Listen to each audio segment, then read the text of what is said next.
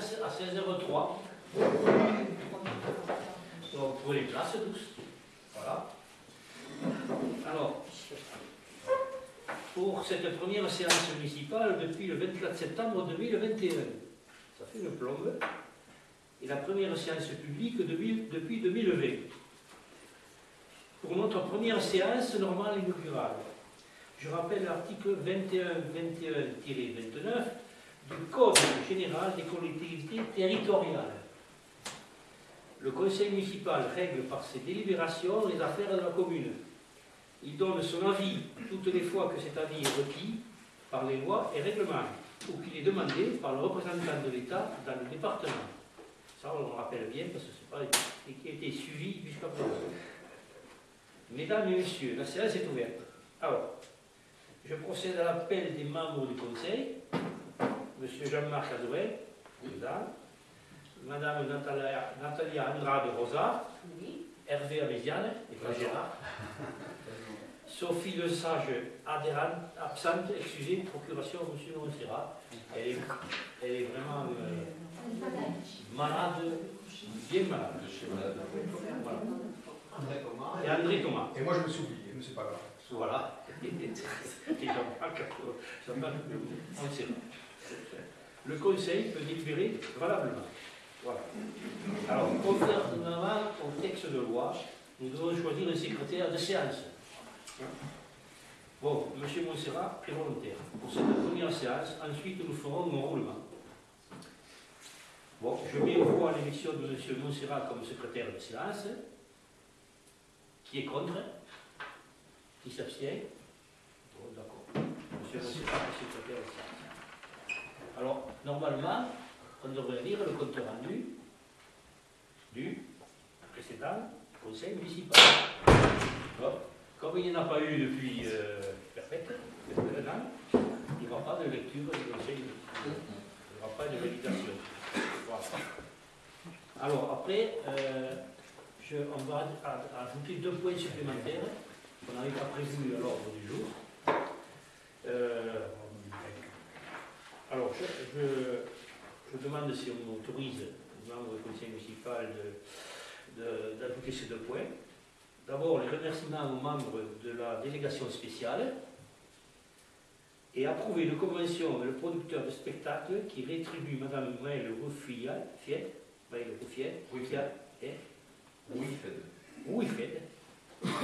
qui a animé le concert de Noël. On en parlera plus tard. Qui est contre? Personne. Qui s'abstient? Personne. Nous pouvons débuter. Nous pouvons débuter l'examen de l'ordre du jour. Voilà. Alors, le premier point de l'ordre du jour, c'était les élections aux délégués des différents organismes de coopération intercommunale. Alors, c'est des syndicats qui existent, auxquels on est adhérent. Les compétences déléguées par la commune à des organismes de coopération intercommunale ne sont plus exercées par la commune, d'où l'importance du délégué qui fait remonter aux différents comités syndicaux les doléances de la commune de Velmagnac pour des travaux ou autres. En général, il y a 3 ou 4 réunions par an avec une très importante qui est le vote du budget du syndicat. Alors, première chose, le représentant de la commune au syndicat communal de voirie Digne-sur-Tête. C'est un syndicat qui gère les travaux de voirie communale. Ça fait pas. Je fais appel à la candidature. Voilà. Thomas. Qui est contre? Qui est pour? Qui s'abstient. Donc, il y a l'unanimité. Merci. Alors, le représentant de la commune au syndicat mixte Canigou-Rancite. Alors, c'est un syndicat présidé par Mme Hermeline Malherbe, présidente du conseil départemental. Créé dans le sillage du syndicat touristique du Canigou et du syndicat intercommunal pour la protection et l'aménagement rationnel du Canigou, le CIPAC, le syndicat mixte Canigou-Rancite est créé en 2002 pour permettre à une structure unique regroupant le département des Pyrénées-Orientales, les communes du massif et l'Office national des forêts. À sa création, il y a 34 communes regroupées. lequel est dissous en 2009, au sein du CIPAC, lui il est dissous en 2009, pour permettre une adhésion directe des communes au syndicat mixte de Canigou. Aujourd'hui, 60 communes s'engagent pour le projet. Ça a vraiment augmenté. Il gère la structure Canigou Transit de France. Pour nous, c'est, il faut le dire, c'est l'organisme qui a ressuscité les mines de la Pinouza. Il a bien fait, même très bien, un bon travail. Bon, qui est candidat? Alors, Sophie, dans la procuration, m'a dit qu'elle était candidate et éventuellement, on avait dit qu'il y aurait un remplaçant, on était 2 personnes, non? Monsieur Jean-Marc. Voilà. Tu me vois. Je vois qui est contre, qui s'abstient. Voilà. Et après, le SIDEL. Alors, ce syndicat regroupe toutes les communes et départements, il gère l'éclairage public au niveau du fonctionnement et des installations. Je fais appel à la candidature. D'accord. Qui est contre, qui s'abstient. Ça, c'est important parce qu'on veut inaugurer l'économie d'énergie, l'éclairage, le changement des ampoules, etc. Bon, donc, la possibilité de rien est aberrant d'ailleurs. Je crois que c'est 800 € par an comme ils payent, donc depuis des années. Je crois qu'on a fait changer. Et puis c'est eux qui payent l'électricité de l'éclairage public. Et le différentiel entre la taxe sur l'électricité et le coût réel est payé par la commune. J'ai vu qu'il y avait une facture, en regardant, de 1 900 €.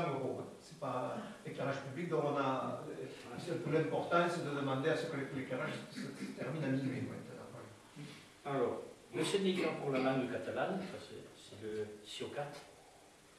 Là aussi, on va faire la candidature.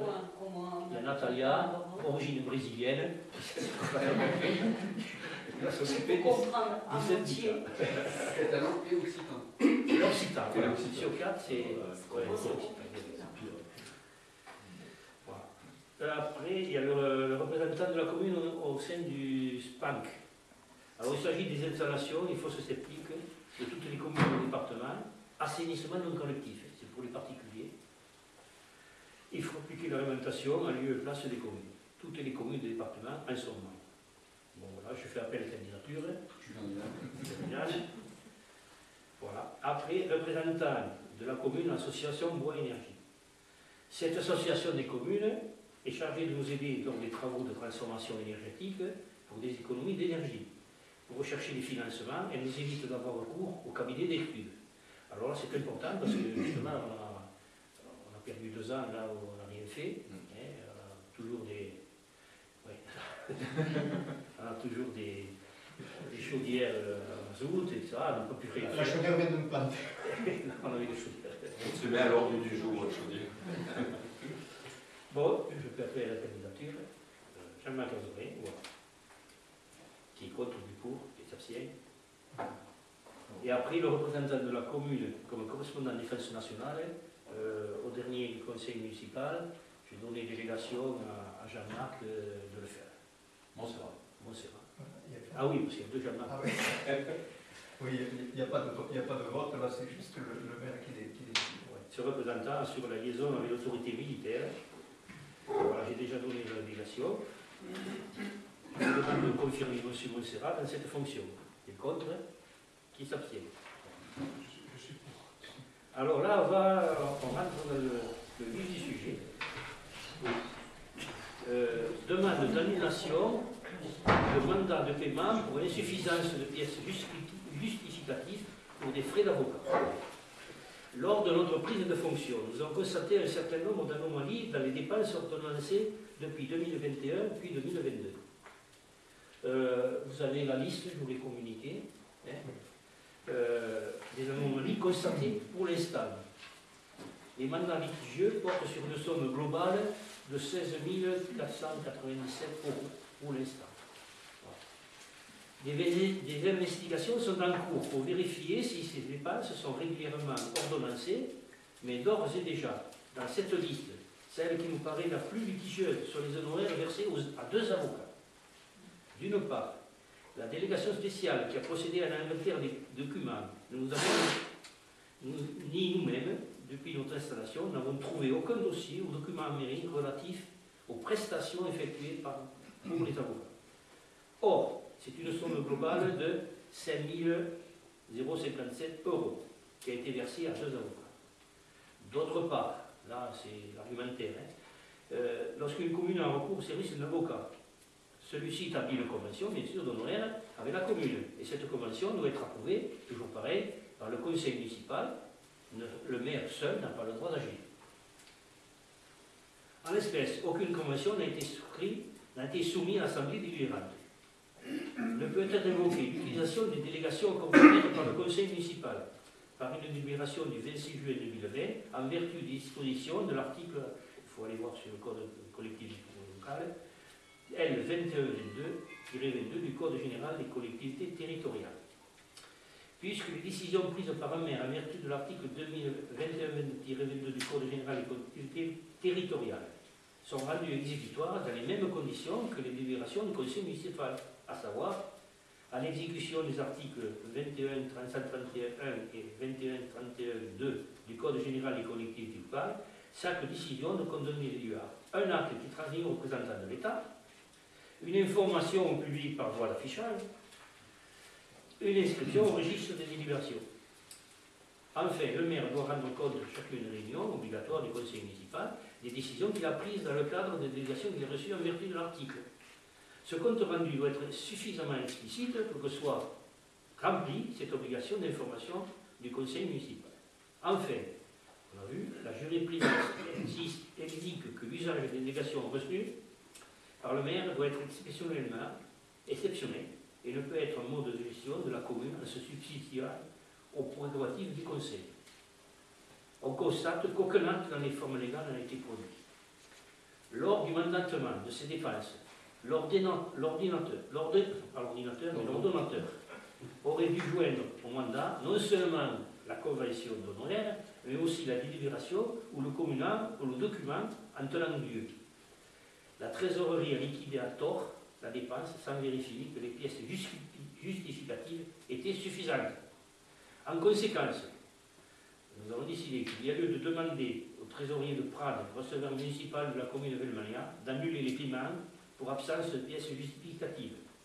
Si vous êtes d'accord, conseil municipal, j'adresserai au trésorier la demande d'annulation des mandats et la restitution des fonds sur le compte de la commune.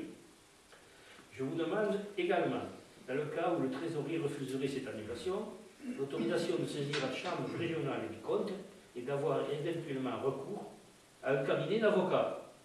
Vous devez délibérer à nouveau, ou vous devriez délibérer à nouveau si cette éventualité se présente. Qui est contre? Je vous fais voter. Qui s'abstient?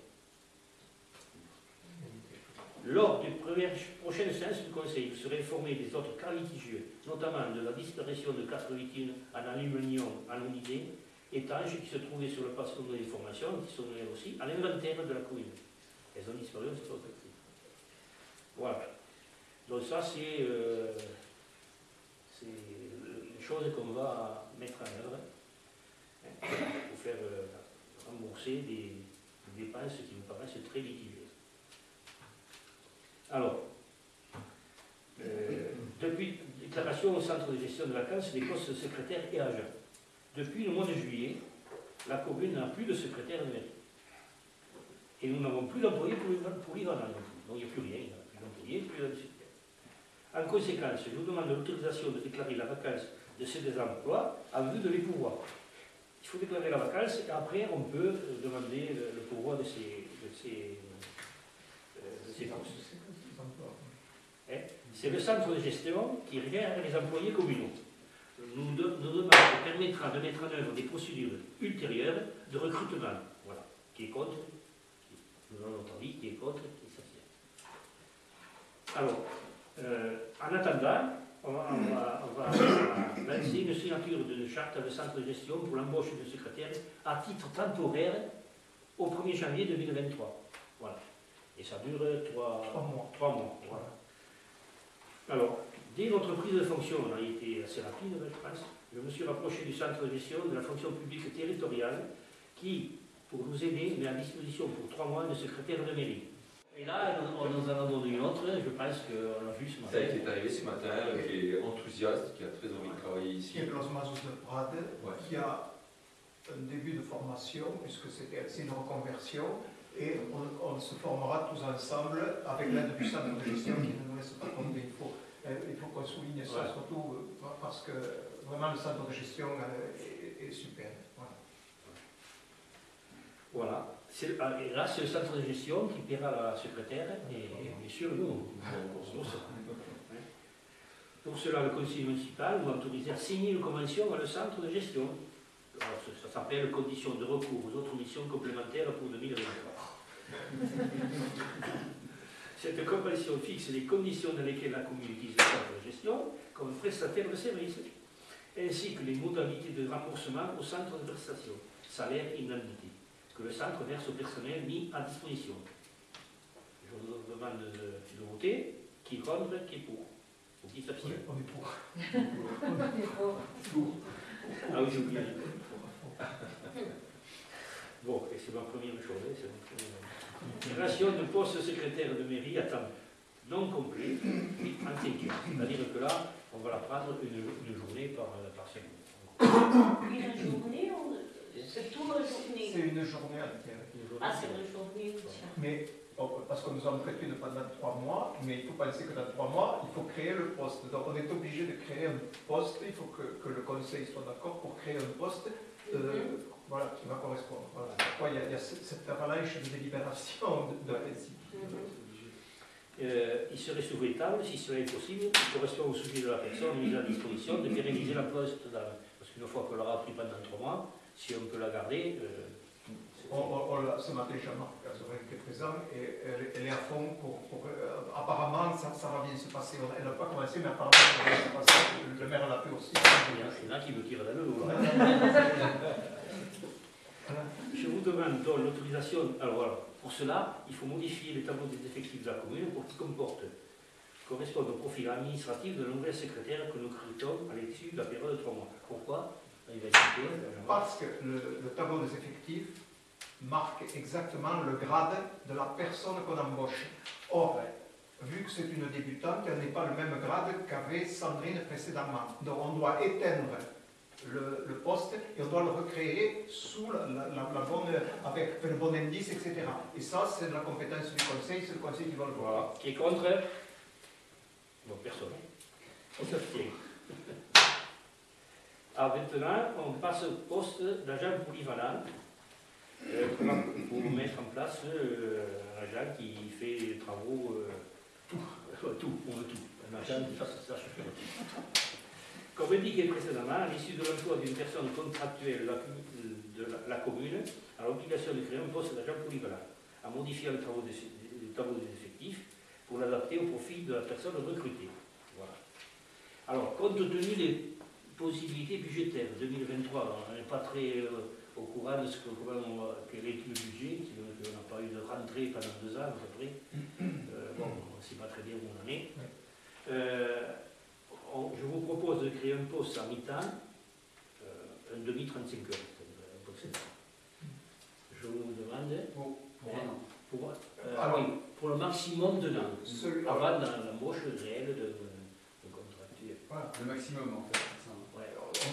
Le maximum, c'est 1 an, ce qui nous laissera le temps de pérenniser le poste ensuite, mais parce que là, je pense qu'on agit dans l'urgence, en ne sachant pas où on met les pieds pour le budget, puisque les 2 budgets précédents ont été réglés par la Chambre régionale des comptes, qui a, ce que je vous avais indiqué, qui a puisé dans les fonds d'investissement pour équilibrer la section de fonctionnement. Or, nous, quand nous allons faire un vrai budget délibéré en conseil, il faut que en fonctionnement, la dépense et la recette s'équilibrent, et même qu'il y ait un excédent de recettes pour alimenter au contraire la section d'investissement. Donc, comme on est dans le flou artistique, le maire a décidé de vous proposer cette solution.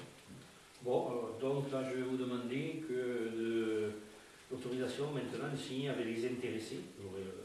D'une part, l'agent contractuel polyvalent, le centre de gestion pour la prestation de 3 mois de la secrétaire de mairie, tous les contrats à faire, ces 10 emplois. Il y a toute une procédure. Avec des contrats. Oui. Bon, qui est contre? Et qui s'abstient? D'accord. Ces multiples formalités administratives sont dues au fait que les agents recrutés par les communes ne sont pas directement gérés par la commune, mais par le centre de gestion de la fonction publique territoriale aussi, qui gère toutes les carrières des employés communaux qui, quand ils sont titulaires, ont le statut de fonctionnaires territoriaux. Alors moi j'apprends aussi là, cette histoire-là, voilà, je ne suis pas le seul à ne pas savoir, ni mes colistiers, voilà. Alors, en fonction de ça aussi, on veut changer l'affectation des locaux communaux en passant de l'égide communal à un logement communal annuel. On va faire passer un bâtiment. C'est celui qui est tout à fait en haut. Et le bâtiment, il dit Cam Mateu, a été acquis par la commune en 1997. Il a été entièrement transformé pour la réalisation du gîte communal, labellisé Gîte de France. Ce qui permettrait d'obtenir des subventions du département, ce qui permettait à hauteur de 80% pour 1 million de francs, soit 150 000 euros. Ce montage financier a permis de faire une opération blanche pour la commune. Ça a été, voilà. La commune avait obligation de louer le gîte pendant 10 ans. De laisser un gîte pendant 10 ans. Bon. Il a été loué à la semaine par Gîte de France. On est en 2023, en 2022. Ce bâtiment est très bien isolé et chauffé par une chaudière à fluide. Par mesure d'économie, il n'était pas mis en location en période hivernale. Aussi pour éviter le blocage des locataires en cas de neige, ce qui entraînerait un manque à gagner. Parce que si les locataires étaient il fallait qu'on les débloque. La location s'est allée sur 8 à 10 semaines par an. L'adhésion à Gîte de France a été résiliée il y a 2 ans, effectivement. On était, tu te souviens, on était conseillés. Et aucun des 2 gîtes, par contre, depuis, aucun des 2 gîtes n'a été loué. C'est-à-dire pendant 2 ans, manque à gagner. Les locations représentent pour la commune de Velmania la seule ressource non fiscale du budget. On n'a que ça comme ressource. Les 2 gîtes loués apportaient entre 5 000 et 7 000 euros sur les années. Pour rationaliser et rentabiliser les locations, il aurait lieu de modifier l'affectation de ce logement en passant cette maison d'habitation en logement communal non meublé loué à l'année. La ressource, ce serait quand même nettement augmentée. En plus, on n'aurait pas à entretenir chaque semaine, payer quelqu'un pour le nettoyer, etc. Bon. Êtes-vous d'accord pour que nous changions l'affectation de ce logement? Qui est contre? Qui s'abstient? Donc, le changement de l'affectation de ce local va entraîner qu'il soit autonome au point de vue électricité et eau. Ce qui n'est pas le cas actuellement, il est lié à la mairie. Bon, donc, on va installer un compteur d'eau, d'électricité dans ce bâtiment et adaptation des réseaux intérieurs, c'est une adaptation possible. Pour louer le logement, donc, il est nécessaire de modifier les réseaux d'eau et d'électricité, puisque le logement des salles d'exposition, la buanderie, les anciennes douches sont sur le même réseau. Donc il va falloir séparer le musée. Qui est contre? Qui s'abstient? Alors, je vous précise que le système de chauffage devra lui aussi être modifié ultérieurement en déconnectant la chaudière. Le dossier est à l'étude par nos services techniques. Voilà, nos services techniques.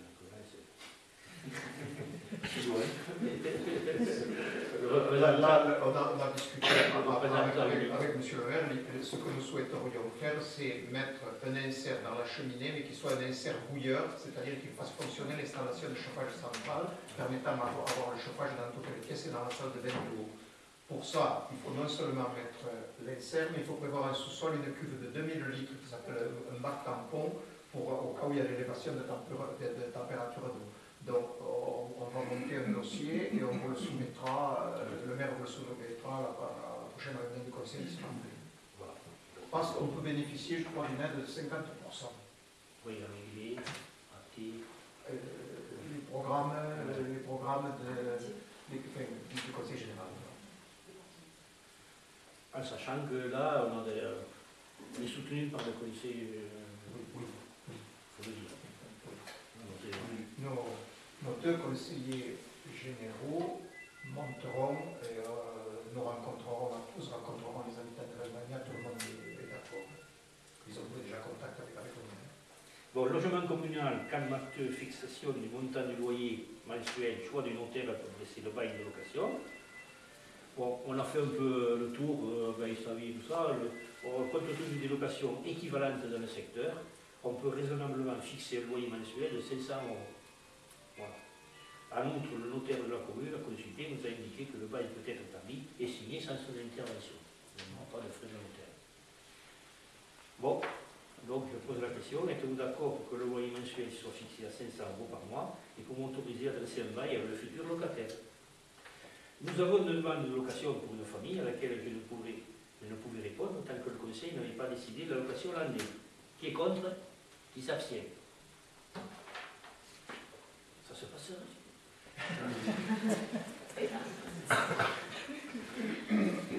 Travaux de nettoyage des espaces extérieurs du domaine communal, choix de l'entreprise. Alors, choix de l'entreprise, je ne l'ai plus dans la tête, mais tout le monde peut voir l'état des espaces publics.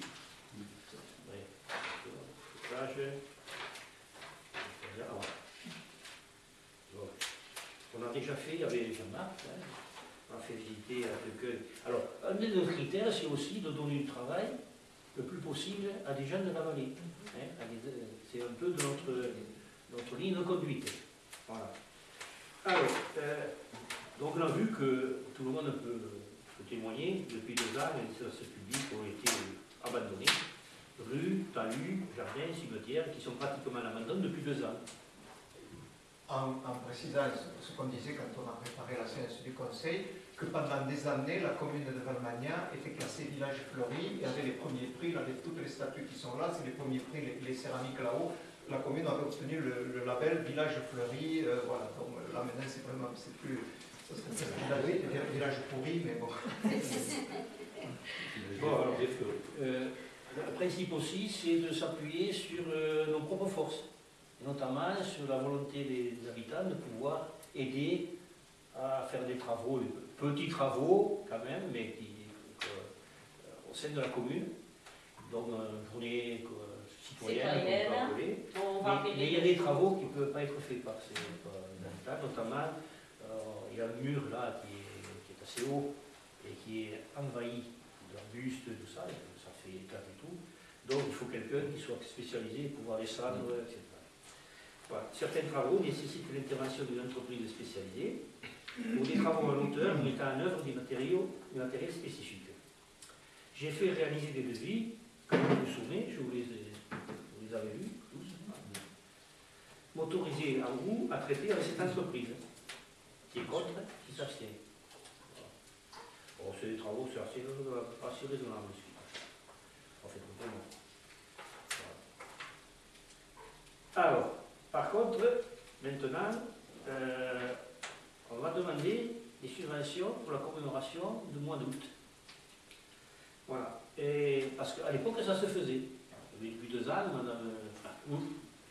Ça n'a pas été fait. Alors, je vous rappelle que depuis l'autorité Christiane Bourquin, président du Conseil général de la commune de Velmagna. Non, Conseil général.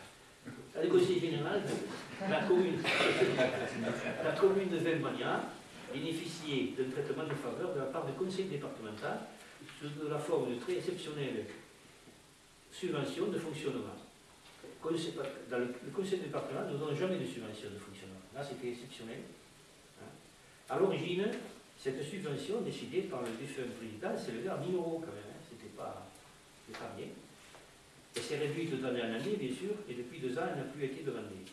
Pour la solliciter à nouveau, il y a lieu de fournir un devis simplifié permettant au département d'apprécier les dépenses engagées par notre commune pour l'organisation de la cérémonie de portée départementale. Je vous propose le devis préparé par nos soins afin de redémarrer ces termes pour 2023. Alors, c'est un devis... Donc, on a réalisé un devis dans lequel on compte impression de plaquettes sur la résistance, le pavoisement, les fleurs, les gerbes, les bouquets pour les tombes des fusiliers, la prestation de la batterie fanfare, le vin d'honneur, et on a établi un devis à 3 260 € en sachant que Au début, c'était 1000 euros qu'on avait de subvention, après ça s'est réduit, ça a été 800, puis 600. Donc là, il faudra que le maire sollicite Madame Malherbe voilà, et nos conseillers départementaux pour qu'on ait une subvention la plus élevée possible, puisqu'il faut que la cérémonie de Valmanière retrouve son lustre voilà, à la mémoire de ceux qui sont tombés. Voilà. Donc, qui est contre? Qui s'abstient? Bon. On va pas vite fait, c'est bien. Alors, questionnement sur le matériel de reprographie. Alors, en notre ingénierie, nous avons constaté du nouveau matériel de reprographie sous la forme d'un combiné imprimante, couleur, photocopieur, scanner, remplacement de l'imprimante laser, couleur du photocopieur précédemment installé. Alors, il est beau, hein. Alors, quelque chose de... Là, je ne vais pas dire. Aucun document n'a été retrouvé concernant ce matériel. La délégation spéciale a dû demander des précisions à l'entreprise et un document pour justifier le paiement de prestations depuis le mois de juillet dernier. Nous sommes confrontés au même problème que la délégation pour les mensualités à venir. Et là, je viens de recevoir une lettre recommandée nous demandant de payer dans les 500 euros. Voilà. Combien? 500. 500? Oui, parce que c'est trimestriel. Il y a l'allocation Il y a 2 trimestres qui n'ont pas été payés. Voilà. La délégation a honoré une partie, mais nous, il faut qu'on honore le reste. Et nous ne pouvons le faire que si le maire a entre les mains le contrat, même si le contrat a été illégalement signé, il faudra qu'on vous ressoumette. Il faudra que le maire renégocie ce contrat et qu'on vous le soumette pour qu'on puisse à nouveau payer. Parce que maintenant, la trésorerie a pris conscience qu'elle avait peut-être agi avec beaucoup de légèreté sur les paiements de la commune de Valmania, et donc maintenant, elle est très regardante, elle regarde ligne par ligne. Donc, on a eu la chance, dans la délégation spéciale, d'avoir un trésorier donc, qui a eu de bonnes liaisons, mais n'empêche qu'il a dû fournir les pièces. Est-ce qu'on peut annuler Non, l'annuler, on ne sait pas, peut-être que ça sera le même contrat, mais pour l'instant, on ne sait rien, il n'y a rien. On ne peut rien faire, on a rien. On peut tirer ça, hein. Il n'y a rien. Il y a rien. Je t'ai montré tout à l'heure, on a des piles de dossiers qu'il faut trier un à un, les feuilles sont mélangées, donc voilà, il faut qu'on regarde. Bon, alors, j'ai demandé au fournisseur la communication du contrat pour voir le contenu du document. Alors, en plus, on s'est rapproché des communes voisines et il semble que cet appareil, c'est tout relatif, soit installé dans de nombreuses communes suivant des modalités identiques et que le prix soit conforme à ce qui se pratique. Voilà. On va voir. La maintenance de l'encre sont assurées sans problème, c'est-à-dire que la contravention prévoit le remplacement de l'encre. Il faut souligner que la précédente imprimante laser couleur nécessitait 4 cartouches couleur qui coûtaient dans les 500 euros et qu'on remplaçait moins de 2 fois par an. Donc, très ancienne, donc on fait des progrès. Dès que nous aurons le ou le contrat de l'appareil et les prestations précédentes signées sans l'accord du Conseil, je le précise, donc ils sont contestables, j'en négocierai de nouveau et vous soumettrai pour approbation. Je précise que la précédente imprimante laser couleur est toujours dans les locaux. Le photocopieur, par contre, à 3 à 4, qui était parfaitement fonctionnel, régulièrement entretenu, lui, disparu. On est en train d'enquêter pour savoir s'il est toujours à l'inventaire des objets mobiliers. Il est toujours à l'inventaire, puisqu'il est toujours à l'inventaire, dont nous enquêtons. Il est toujours à l'inventaire des objets mobiliers de la commune et qui ne pouvaient être aliénés ou détruits avant d'avoir été retirés de l'inventaire par une délégation encore du conseil municipal. Pour l'instant, je vous demande l'autorisation de négocier le contrat en conservant le matériel actuellement installé. Je vous soumettrai le ou les contrats lors d'une prochaine séance. Qui est contre, qui s'abstient?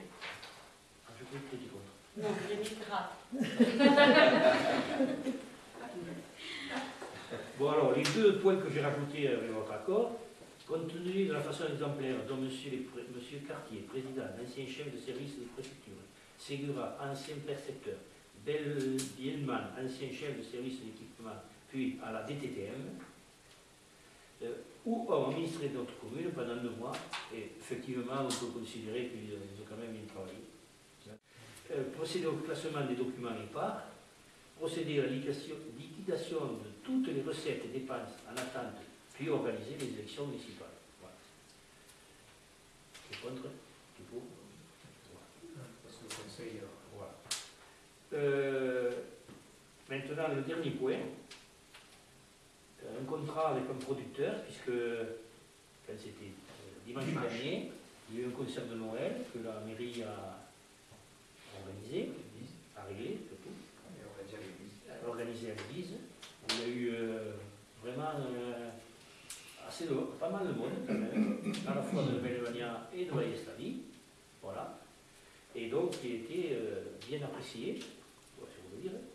Alors cette prestation de qualité a réuni de nombreux habitants, comme j'ai dit. Il y a lieu de rétribuer l'artiste pour un montant de 200 €. Ça s'appelle Maëlle aussi. Afin de nous simplifier la tâche de déclaration à l'assassin, elle est passée par un producteur de spectacle, ce qui est une démarche habituelle pour ce genre de prestations. Pour effectuer l'ordonnancement de cette dépense sur le budget 2023, je vous demande l'autorisation de signer le contrat de cession de droit de représentation du spectacle avec le producteur. Qui est contre, qui s'abstient. En considérant que les autres choristes étaient bénévoles. Oui, ah oui, les autres choristes, je cite personne. Incognito. Une de Belvania Et une Le de... débat de l'Estable. Et je sais, Et Maël, quand dans les oseilles, au violoncelle, c'était plus qu'émouvant. Voilà. bon, voilà, pour nous c'est terminé. La séance est levée. Avant d'ouvrir la séance, parce que je souhaiterais que ce soit tracé, je voudrais profiter de ce premier conseil municipal pour remercier Monsieur le maire, te remercier Serge pour ta réactivité, en particulier tous les deux bien sûr, hein, mais vous allez vite, c'est bien, le village en a des besoins, et j'apprécie aussi personnellement beaucoup la rigueur et la précision que vous mettez en place. J'ai vu. Il faut savoir que le conseil se déroule dans de bonnes conditions parce que les élus se sont réunis, nous avons travaillé tard hier soir jusqu'à quelle heure c'était, jusqu'à 9h, parce que voilà, il faut qu'on ait quelque chose, il fallait qu'on ait quelque chose de carré, qu'on redémarre sur des bonnes bases. et puis essayer de redémarrer assez rapidement pour que le village revive et qu'il sorte de cette énergie. On sait très bien que les gens sont en demande et qu'il faudrait aller vite, mais on ne peut pas tout faire à la fois. Nous découvrons tous les jours des choses. Et voilà, il faut qu'on reprenne le classement de tout. Voilà, mais on va y arriver. Soyez assurés qu'on va y arriver. On a la ferme volonté. Voilà. Et puis il y a toute l'équipe qui est derrière, Voilà, tout le monde. et les habitants. Et les habitants. Les habitants qui nous soutiennent. Là, ce matin, Jean-Louis est allé nettoyer la crypte. Il m'a dit je peux y aller, j'ai dit oui. Voilà. Et puis d'autres habitants qui ont fait les sapins de Noël, c'est vraiment. Le goûter de Noël, pareil, le goûter pour après le concert, c'était très bien. Voilà. C'est aussi une très bonne fin d'année. Et au mois de janvier, on veut faire notre première journée citoyenne, niveau de maire. Niveau du maire, Ah, bien sûr. voilà. Toujours avec un petit goûter, un peu petit d'apéritif. Voilà. comme on aime. La convivialité est rétablie, je pense, avec Serge. Le café se fait le matin, pendant le secrétariat, les gens peuvent venir à la mairie et tous les documents sont publics Ah oui, et voilà. sont ouverts. Hein. Vous le direz, tout sera à disposition des habitants. Hein. Là, le maire a décidé de faire imprimer toutes les dépenses qui ont été déclarées et donc ils sont à la disposition de tout le monde qui peut les consulter. Voilà, il n'y aura rien de secret.